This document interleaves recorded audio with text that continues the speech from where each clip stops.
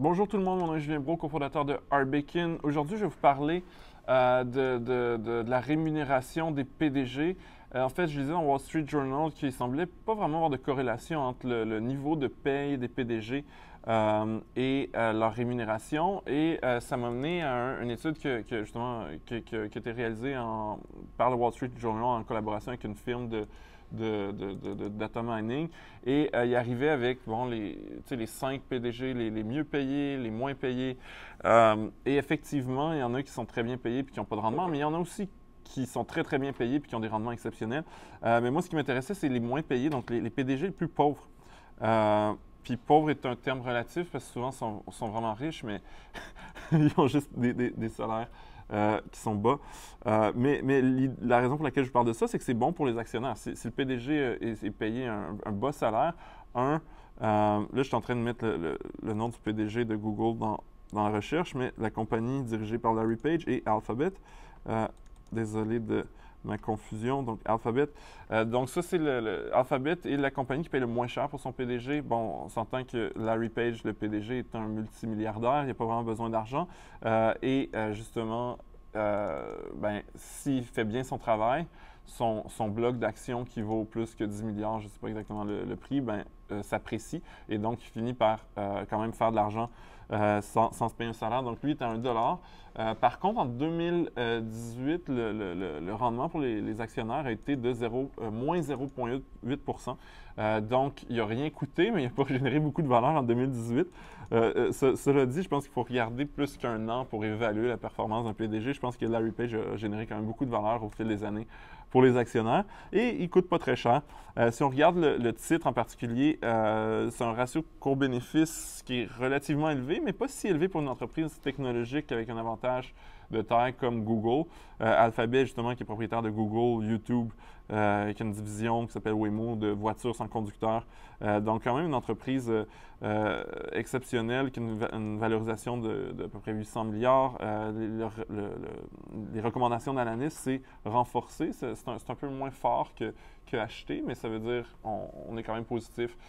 Donc, si vous avez des positions, achetez-en un peu plus en guillemets, c'est ça que ça veut dire. Donc, sinon, souvent, il y avait un buy, puis par rapport à un strong buy en anglais. Donc, allons en voir un autre.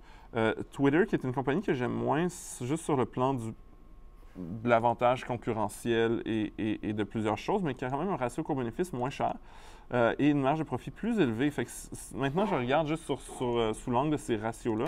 Je le trouve quand même pas mal intéressant. On a beaucoup plus petite capitalisation boursière, 29 milliards. Et le PDG payé, Jack Dorsey, de Twitter, est payé 1 dollar aussi. Donc, c'est pas très cher. Mais il y a une augmentation infinie de son salaire cette année, parce qu'il était payé 0 en 2017. Donc, 1 dollar représente une augmentation de pourcentage infini. En 2018, il y a eu un rendement pour les actionnaires de 20 donc, Twitter, sous cet angle-là, la raison pour laquelle j'aime pas Twitter, c'est que sur le plan du marketing, moi, j'ai déjà essayé de faire des Twitter ads pour Arbekin et le résultat n'était pas là. Aussi, comme quelqu'un qui partage beaucoup sur les médias sociaux, j'ai beaucoup moins d'interactions sur Twitter, malgré, je pense, mes 20 000 followers que j'en ai sur, mettons, LinkedIn ou Facebook ou d'autres réseaux sociaux. Donc, j'ai l'impression qu'il y a un problème au niveau de la business, mais c'est peut-être juste moi qui est dans un microcosme où les gens ne sont pas sur Twitter, ne sont pas actifs sur Twitter, puis l'entreprise, en tout cas, sur le plan des ratios financiers, est intéressant. Une entreprise que je ne connais pas cette fois. Là, on parle de compagnies que tout le monde connaît. Je pense que c'est la plus intéressante dont je vais vous parler ce matin parce que le PDG, il est payé 203 000 ce n'est pas un mauvais salaire, mais on parle quand même des entreprises du S&P 500, donc des 500 plus grandes entreprises aux États-Unis. Donc, être payé 200 000 et pour diriger une compagnie qui fait partie des plus grandes entreprises aux États-Unis, c'est très bas comme salaire. Donc, Copart, qu'est-ce que fait Copart? En fait, c'est une espèce de eBay pour les voitures usagées, à ce que je comprends. Je suis en train de l'apprendre live en lisant la description sur la fiche, là, sur l'application Arbekin. Donc, ratio court-bénéfice à 33, une marge de 25 les analystes sont neutres, là, ils disent conserver, ça veut dire on n'est ni chaud ni froid. Une capitalisation boursière de 15 milliards. Donc, Copart qui a généré en 2018 un rendement, je suis en train de regarder, de 82 donc, ça serait étudié. C'est une compagnie que je ne connais pas, qui a l'air quand même assez chère, mais qui a probablement une opportunité de croissance et un PDG qui, justement, a décidé de s'aligner vraiment sur la performance de son entreprise pour être rémunéré. Puis, fait assez étonnant, en 2017, il était payé seulement 35 000 le gars s'appelle A. Jason Adair. Donc, je serais curieux de faire des recherches sur Google sur Copart puis la compagnie. L'autre, c'est encore un autre qu'on connaît tous. Puis là, tout le monde sait que j'ai bien du mal à prononcer ce maudit mot-là. C'est Berkshire Hathaway. Puis là, tu vois, ça apparaissait là. Boum! Pas besoin de l'appeler au complet. Berkshire Hathaway, dont le PDG, bien entendu, est Warren Buffett, que tout le monde connaît. Lui, il est payé combien, Warren Buffett? 389 000 $. Donc, ça reste raisonnable pour une entreprise qui a une capitalisation boursière de 500 milliards, qui fait partie des plus grandes entreprises aux États-Unis. Bon, on s'entend, Warren Buffett est, je pense, comme un des hommes les plus riches de la planète, genre le deuxième ou le troisième homme le plus riche de la planète. Est-ce qu'il y a vraiment besoin d'un salaire? C'est vrai, mais ça reste que pour les actionnaires, c'est positif. Il y a un salaire qui est très, très raisonnable, à 389 000 $.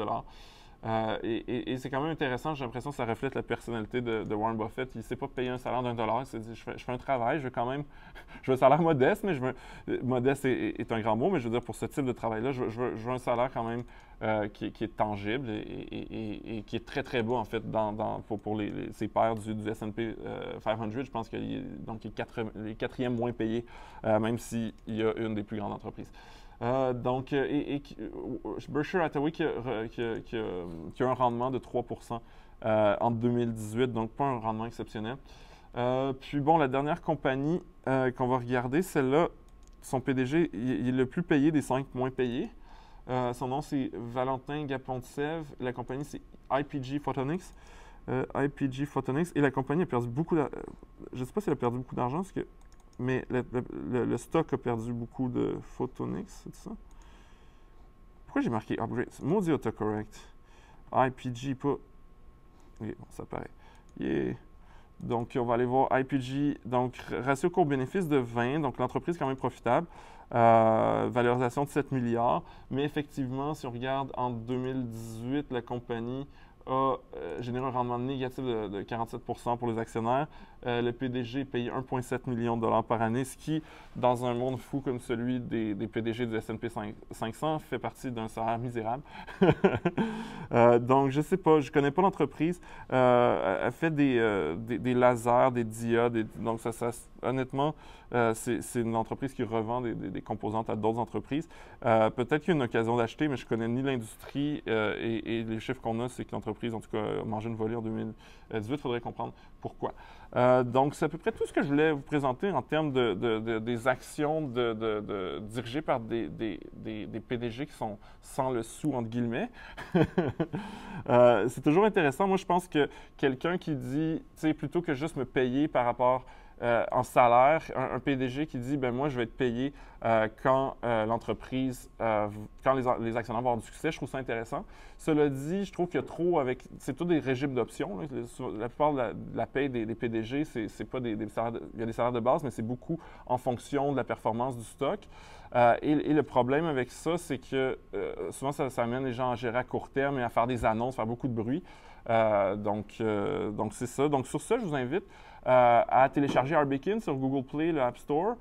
Puis si vous n'avez pas commencé à investir en bourse, on a une super offre avec Desjardins Courtage en ligne au arbekin.ca/Desjardins. Ça vous offre des transactions gratuites, congé de frais de gestion, abonnement à notre app, cours en ligne, etc. Donc sur ça, je vous invite à passer une bonne journée.